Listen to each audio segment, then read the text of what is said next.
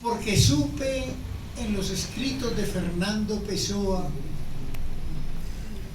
que los frascos de tapa dura se pueden destapar si se les golpea en la base 3 veces y que a los poetas se les puede invocar sin la tabla Ouija, simplemente pronunciando con fervor de corazón 3 veces su nombre. Raúl, Raúl, Raúl. Yo lo sé porque al fin y al cabo, entre la poesía y el espíritu místico, solo hay un abismo simple que existe entre la piel y la entraña. Es el abismo donde colapsan los planetas interiores y los desafueros del alma. Yo tuve el honor, la fortuna de conocer en vida algunos personajes maravillosos, y estoy recordando que cuando yo era un jovencito recién escapado de la infancia, vivíamos en la carrera segunda, que es la calle del Volcán, entre la calle 12 y lo que hoy en día es la calle 12B, pero que en esa época era la 13. En ese momento la Candelaria era un barrio decadente donde aún quedaba la huella de una rancia oligarquía pretenciosa que había dejado las grandes y hermosas casas de la Candelaria para trasladarse al Chicó, y había permitido que las casas se volvieran inclinatos o lugares donde habitábamos los artistas pobres. Cuando yo tenía 15 años me integré al Teatro Taller de Colombia y alquilamos una casa en la segunda, donde Carlos José Reyes fundaría el Teatro El Alacrán. Carlos José rescató al actor del grupo de teatro de la Universidad Externado de Colombia para su compañía que se llamaba El Alacrán. Resulta que el Teatro Taller de Colombia, que era el grupo al que yo me había integrado, quedaba frente al Alacrán. El Alacrán es contiguo a la casa donde nació otro grande de la herejía y la palabra, quizá uno de los más grandes, José María Vargas Vila, desterrado de la vergonzante patria conservadora de aquellos que intentaron que el feudalismo y el ganado predominaran sobre los intereses de la nación. Quizá no sea casual que un hombre tan fecundo literariamente como aquel hereje de principios del siglo XX, el viejo José María, cuyo fantasma, desde que Belisario Betancur trajo los restos desterrados, porque Vargas Vila fue desterrado de la república conservadora que aún predomina. José María Vargas Vila aportó a la hoguera del mal llamado maestro Valencia, poetastro de lánguidas cervices, habitante del Cauca, que soñaba con una versión falsa de las 1001 noches para evocar los desiertos de la existencia humana que se resumen en el Sahara. Poetastro, gobernador mediocre del Cauca, que quemó como Álvaro Uribe Vélez los libros prohibidos, los libros de José María Vargas Vila y Emilio Solá en Popayán. padre de un delfín que fuera presidente de poca monta de este país subdesarrollado. Guillermo Valencia fue su hijo. José María Vargas Vila,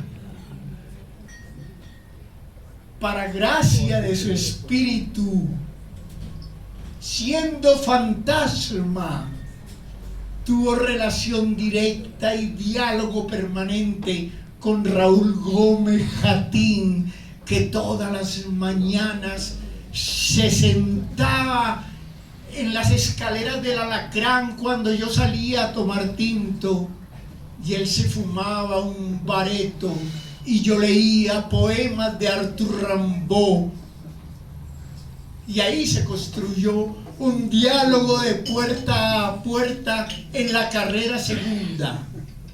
Yo vivía en la comuna libertaria del Teatro Taller de Colombia, porque existieron expresiones comunitarias en nuestro país entre la gente que hacíamos arte a finales de la década del 70. Y Raúl vivía en el Teatro Alacrán y me lanzaba su ponzoña. Y yo evadía sus lances, pero me congraciaba con su verbo. Gran actor, como lo dijo Miltiades, conocedor de la cultura griega y de los grandes trágicos poetas esenciales como él, Sófocles, Eurípides y Esquilo. Pariente del teatro isabelino, más de Christopher Marlowe, aquel hereje como él que de William Shakespeare. Más cercano al Tamerlán y al doctor Fausto, según versión de Christopher y no del erudito Goethe. Raúl, hombre culto, estudiante de Derecho, ilustrado en la biblioteca de su padre, nacido en nacido en Cartagena y criado en Cereté, cuando el Caribe era el ombligo del universo. Y por eso nacieron Gabriel García Márquez, Luis Carlos López. ¿Cómo se llamaba el poeta que vivía en la 23 y había nacido en Sucre? El maestro Héctor Rojas Erazo. ¿Sí? Era una época, hasta los filósofos surgieron en la costa atlántica y aparecieron novedades planetarias como Macondo, cuya nacionalidad tenemos todos los colombianos, todos los latinoamericanos, toda la gente libre con capacidad de imaginar. Y yo dialogaba con Raúl, le temía porque era portentoso, y él estaba en el costado oriental de la segunda, que es el costado del sol, y yo estaba en el occidental, pero él estaba con José María Vargas Vila, que habló desde mi infancia con las prosas laudes, con la libre estética, con los Césares de la decadencia, con la escritura abierta contra todas las tiranías de Latinoamérica. Maravilloso escritor José María, novelista de regular calidad, con aura o las violetas, precaria novela romántica que no se compara a sus libelos devastadores de los que debió beber el poeta Raúl Gómez Jatín. Yo me hice juglar y actor ambulante y me eché al hombro un par de zancos de unas cuantas poesías y me fui a recorrer el país muchas veces, 1,000 veces recorriendo el país como actor ambulante, como poeta. Y entonces, después de haber dejado de ver a Raúl, porque yo me fui, me dijeron en Montería que un tal Raúl Gómez Jatín, que presumía de actor y de poeta, había portado sobre sus brazos de leñador a un intelectual cordobés del grupo El Túnel y lo había arrojado al río Sinú porque no estaba de acuerdo con la práctica poética como recurso banal para exhibir las pendejadas que a cualquiera se le ocurren cuando intenta romantizar la bárbara crueldad de un país decadente como este que habitamos y del cual tenemos una cédula que por lo menos a mí me avergüenza. No me siento orgulloso de ser colombiano y por eso admiro a personajes como Raúl Gómez Atín, que se salieron de la regla y transgredieron todas las normas y todas las preceptivas. Sus contemporáneos, grandes poetas como el sobrino de Luis Vidales, hoy por hoy el bardo más elocuente de nuestra entraña, Juan Manuel Roca. Recuerdo que en esa misma segunda vivía José Pubén, otro grande pariente de Raúl Gómez Atín y de Artur Rimbaud, príncipe de poetas. Y recuerdo que también vivía nada más y nada menos que el poeta Mario Rivero. ¡Qué diálogo de poetas! Y Eduardo Mendoza Varela, donde usted vivió y creo que además sedujo a la mujer de uno de los columnistas del Tiempo y de uno de los escritores de la burguesía que siempre ha exhibido a poetastros fachos como simbología de la lírica nacional, como aquel personaje llamado Eduardo Carranza, ¿sí? Servidor de Franco, lamedor de botas falangistas. Afortunadamente tuvo una hija rebelde que alcanzó a dejarnos la insurrección poética a través de los alzados en almas.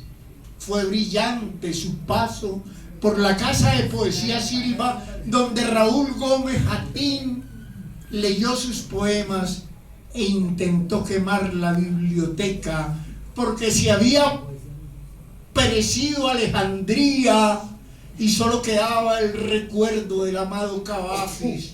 Entonces, ¿para qué conservar la memoria de papel que tarde o temprano iba a ser incinerada por el tiempo?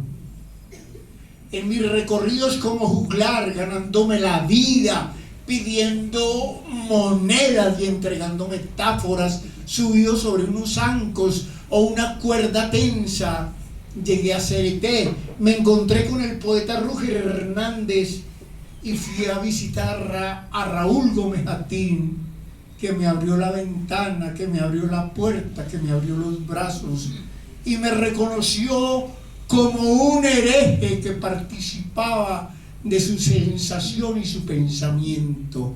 Era el mismo poeta con el que yo había dialogado muy joven en la carrera segunda del barrio La Candelaria, entre la calle 12 y la calle 13. Me quedé mucho tiempo en su casa donde crecía la vegetación y solo había una hamaca y yo me adormilaba en cualquier parte. Entendí que era un heredero de la gran poesía maldita, que estaba más cerca de los simbolistas del siglo XIX que de la pacata generación de poetas aburguesados que aquí fueron denominados por vicio literario y ensayístico como la generación sin nombre o la generación desencantada. Hablo de esos poetas grandes, sí, retóricos, amalgamados con sus vacíos, como Juan Gustavo Cobo Borda, o Darío Jaramillo Agudelo, o María Mercedes Carranza, o Elkin Restrepo, todos ellos burócratas, excelsos poetas académicos, sin los cojones y el útero para transgredir los límites de una poética definitivamente condenada al olvido. Se salvan José Luis Díaz Granados, Juan Manuel Roca, Santiago Mutis, Augusto Pinilla y otros que admitieron que la poesía es un infierno y un paraíso al mismo tiempo. Entre todos ellos, retóricos, vanilocuentes, grandes poetas que pretendían la gloria cuando serán solo los despojos del olvido. Entre todos ellos, entre la generación sin nombre, entre la generación desencantada, ardía Raúl Gómez Jatín, hombre y mujer al mismo tiempo, bárbaro y ángel a la vez. Y por eso Raúl hechiza a las generaciones posteriores. Le habló a los muchachos con el signo visionario de poetas precisamente como Cavafis, como Pessoa, como Arthur Rimbaud, como Luis Carlos López. Sus poetas siempre fueron reveladores como William Blake. Entonces, Raúl, heredero de todas las maldiciones y de todas las bendiciones, fue capaz de hablarle al corazón de mi generación y a las generaciones posteriores, y se integró a ese grupo selecto de nuestros poetas superiores. José Asunción Silva, su primo Porfirio Barbajacob, o Ricardo Arenales, o Miguel Ángel, aquel muchacho antioqueño que divagó por el mundo para encontrar su destino. Raúl Gómez Jatín, junto con ese poeta de la Unión Nariño, provincial y magnífico, universal y cósmico, Aurelio Arturo, o con ese otro extravagante amigo de Gabo, el Gaviero, Magrol, Álvaro Mutis, a quien Jatín guardaba especial respeto, o a ese otro yo que encontró en lo único que se salva de la actitud publicitaria del nadaísmo, Jaime Jaramillo Escobar X504, que saludó el primer cuadernillo de Raúl como la aparición titánica de un poeta que se sobreponía a la vergüenza de la dependencia institucional, porque casi todos nuestros poetas nacionales no fueron más que servidores de una oligarquía que alimentó su vanidad, y no quiero nombrarlos por respeto a la cualidad humanista de la poesía. Raúl Gómez Jatín, amigo, hombre de teatro, heredero de una gran cultura, que en un tiempo de crisis decidió renunciar a la normalidad y se hizo loco de remate por vocación y dignidad, porque era insoportable un mundo hipócrita sin la capacidad de reinventarse. Raúl Gómez Jatín, como si fuera un monje renunciante, se hizo mendigo, soportó hambre y desprecio en las calles de esta ciudad inhóspita y en los parajes turísticos de esa falsa postal que es Cartagena. Y quiso suicidarse cuando le dio la gana y enfrentó la muerte para atravesarse a un bus desbocado de quien pensaba que atropellar a un loco era como matar a un perro, sin saber que Dios es canino y que los mendigos a veces se encubren de poetas para mendigar lo que la sociedad les ha quitado. Quizá uno de los poetas de enorme talla universal como Charles Baudelaire o como Arthur Rimbaud se llama Raúl Gómez Jatín y es un fantasma suelto cuya conciencia nunca pudo ser atrapada en manicomio alguno. Para terminar un poco esta invocación y esta evocación de uno de los hombres que trascenderá cuando el olvido ya sea sepultura de la caterva de políticos corruptos y dignos de la amnesia colectiva que hoy reinan en una patria de mierda que no se merece a los poetas del tamaño que han crecido en su territorio. Voy a leer los primeros versos que me impresionaron cuando mi amigo escritor Leopoldo Verdela de la Espriella, autor de A Golpes de Esperanza, que se suicidó el día que le entregaron la primera beca que este país provincial otorgó para que un escritor escribiera una novela.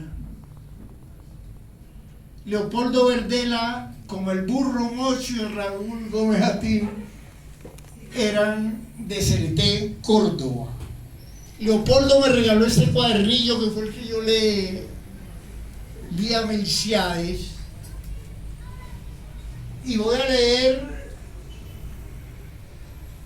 uno de los poemas más conmovedores por su franqueza, porque es que es increíble. Mientras Darío Jaramillo Agudelo, La Voz de Macondo, Cobo Borda, homenaje María Mercedes Carranza a Raúl y Gómez otros Jatín. poetas relevantes se congraciaban en cócteles con la élite que desentraña a la nación. Raúl Gómez Jatín nos dejó estos versos de amistad que me hacen invocarlo, que me hacen reconocerlo, que me hacen nombrarlo, que me hacen feliz, porque sé que sin las maquinarias publicitarias y sin la corrupción poética de quienes tuvieron fortuna y nacieron en buenas familias, pudo convertirse en un poeta emblemático, libre de estilos y de límites generacionales, porque transgrede el tiempo y transita por el multiverso, que no es una invención de la informática, sino un patrimonio común de los simios y de los hombres desde que se originó la cultura humana. Este es el poema de Raúl que hoy nos permite